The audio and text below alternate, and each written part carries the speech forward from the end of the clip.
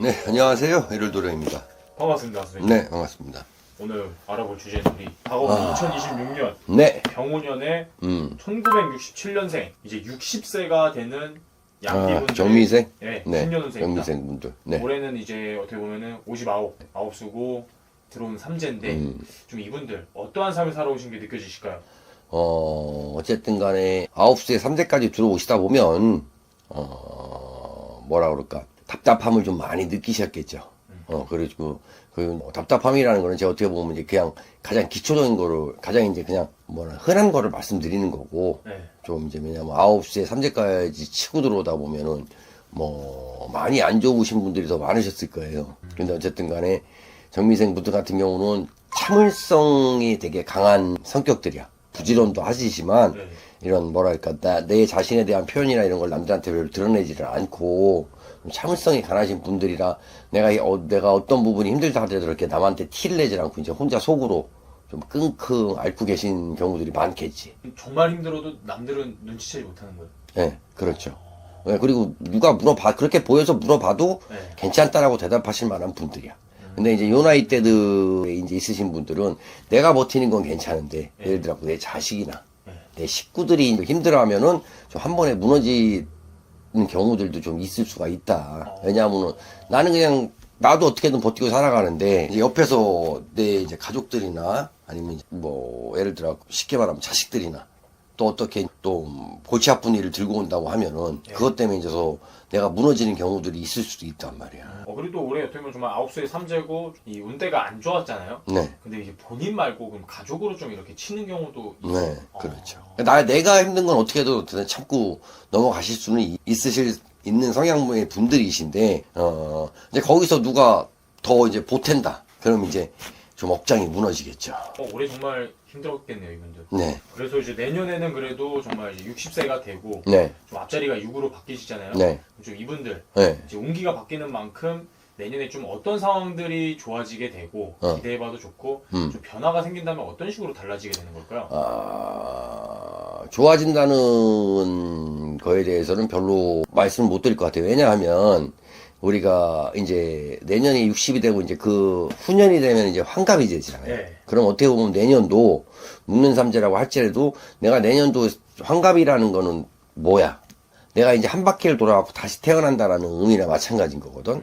그럼 어쨌든 간에 내년에 60세가 되더라도 내가 새로운 환갑이 오기 전에 이제 마지막 단계란 말이야. 마무리를 해야 되는 단계란 말이야.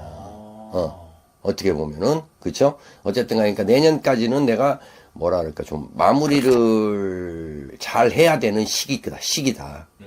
그러고 나서 이건 나가는 삼재가 꼈지만, 어쨌든 간에 이제 환갑이라는 게 돌아오면서 내가 한 바퀴를 돌았잖아.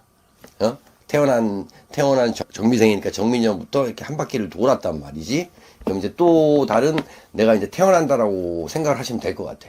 내년까지는 내가 마무리를 해야 되는 단계다. 그러면 정말 내년에는 지금 이런 상황들을 정말 끝내야 되는 거네요. 그렇죠. 정리할 것도 어쨌든 다 간에 뭐 정리가 되는 거지. 그러면 이제 환갑부터 내가 다시 새 인생을 산다라고 생각을 하시면 될 것 같아. 그래서 이제 내년까지는 뭐, 그러니까 우리가 회사 정리라고 그러잖아. 그런 것처럼 이제 내년까지는 내가 태어나서부터 60년이라는 세월을 살아오면서 내년이 이제 마무리를, 그러니까 소설로 따지면 이제 책 한 권이 끝나는 거야.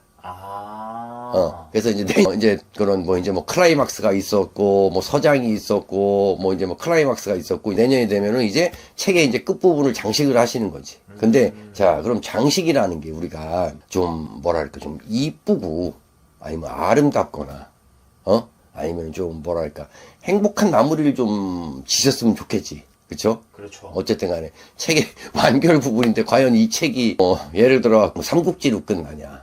아니면 해피엔딩으로 끝나냐, 아니면 배드엔딩으로 끝나냐, 이제 그 차이인데, 그런 것처럼 내년에 이제 마무리를 조금 더 좀 아름답고, 이쁘고 행복하게 마무리를 지셨으면 좋겠어요. 어떻게 보면 좀 내년에 어떻게 마무리하느냐에 따라서 내후년에 새롭게 태어나는 것 자체가 달라질 수 있는 거네요. 그렇죠. 왜냐하면은, 우리가 시작도 중요하지만, 항상 마무리도 중요하단 말이야. 우리가 어떤 일을 시작해도 마찬가지잖아. 시작은 좋지만, 중간에 어떡하고, 끝에 가서 결과물이 안 좋아하면 시작이 반이라는 얘기도 있지만, 어쨌든 결과물이 없으면 시작한 것 자체가 아무 의미가 없어져 버리잖아요. 예? 하다못해 우리가 뭐 노트 한 권을 편지를 쓴다거나 하거나 아니면 뭘 하나 만든다고 하더라도 이게 결과물이 잘 나와야 우리가 거기에 대해서 이제 뭐 만족감도 느끼고 그렇죠. 뭐 뿌듯함도 느끼고 하는데 하다가 망가져 버리면 뭐 재료비 날라가 시간 날라가 괜히 했는데 뭐 괜히 고생만 해 이런 얘기들이 나오잖아. 그런 것처럼 정미생 분들 같은 경우는 내년에 이제 좀 아름다운 마무리를 좀 지었으면 좋겠어요.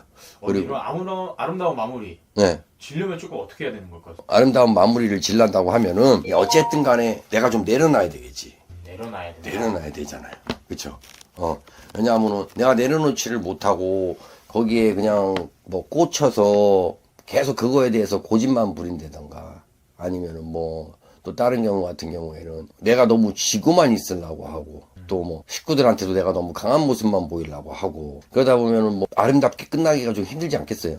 그냥 우리가 왜 아름답고 행복한 거라는 거는 그거잖아. 내 마음이 평안해야 되는 거고 네. 그다음에 사람이 우리가 막 어떤 일을 진행을 하더라도 그 일이 어떤 식으로도 끝나고 나면은 우리가 긴장이라는 게 풀리고 안도의 한숨이라는 걸 쉴 수가 있어. 하지만 그 일이 끝나지 않고 계속 내가 거기에 대해서 막 지난 일인데도 미련을 갖고 막 안 되는 건데도 막 억지로 내가 붙잡고서 막 그거를 막 하려다 보면 나만 스트레스 받는다며. 그런 것처럼 내년에는 내가 내려놓을 수 있는 건 내려놓고 새로운 또 삶을 살아야 되니까 내려놓는 건 내려놓고 정리할 건 빨리빨리 정리해서 묵은 거 털어버리고 새 거를 받아들일 수 있도록 내가 나를 좀 깨끗이 청소한다? 그러니까 정신도 머리도 그렇고 몸도 그렇고 깨끗이 좀 청소한다라고 생각을 하시면 될 것 같아요. 정말 처음에 말씀해 주신 것처럼 정리를 해야 하는 시기가 필요한 거네요. 그렇죠. 어쨌든 간에 왜 우리가 뭐를 끝내기 위해서도 그거를 깔끔하게 끝내놔야 다른 거를 시작할 수가 있을 때도 이게 매끄럽게 이어져 가잖아. 네. 하나도 근데 마무리를 못 해놓고 또 다른 거를 하려고 그래. 봐봐. 어디서 나고 정신도 없잖아.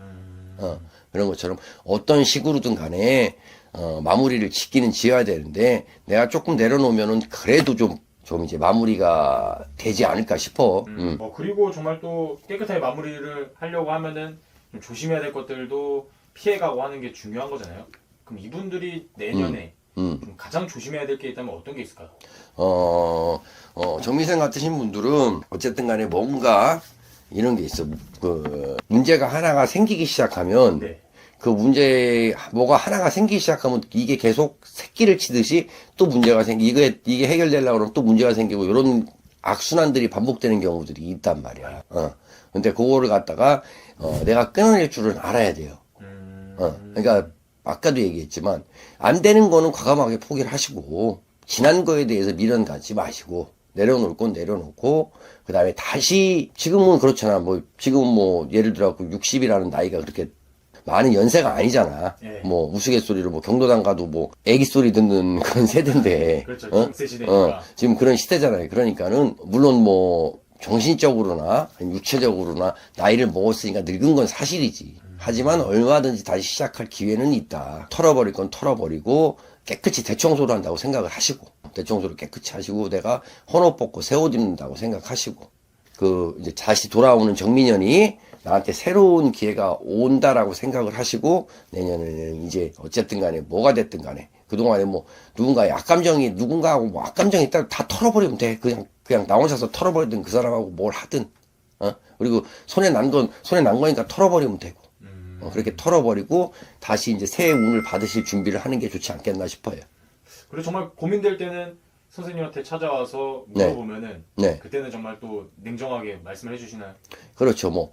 아닌 건 아닌 거고 되는 건 되는 거고 또 방향성이라는 것도 왜냐하면 혼자서 생각이 많을 때는 내가 옳은 판단을 하기가 힘들단 말이에요.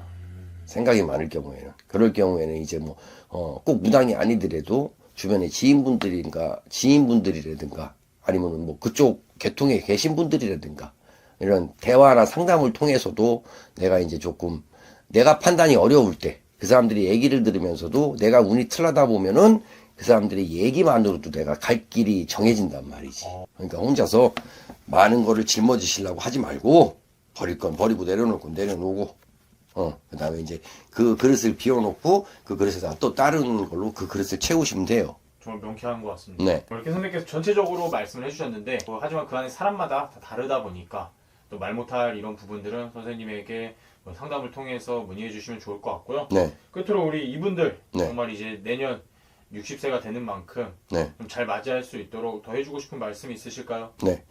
어쨌든 9수에 3제까지 치고 들어오다 보니까 올 한 해 정말 뭐 크고 작게든 좀 고통을 겪으셨고 좀 힘든 시기를 좀 보내셨을 것 같아요. 어쨌든 간에 잘 넘기신 분들에 한해서는 고생하셨다는 얘기를 좀 드리고 싶고, 그다음에 이제 내년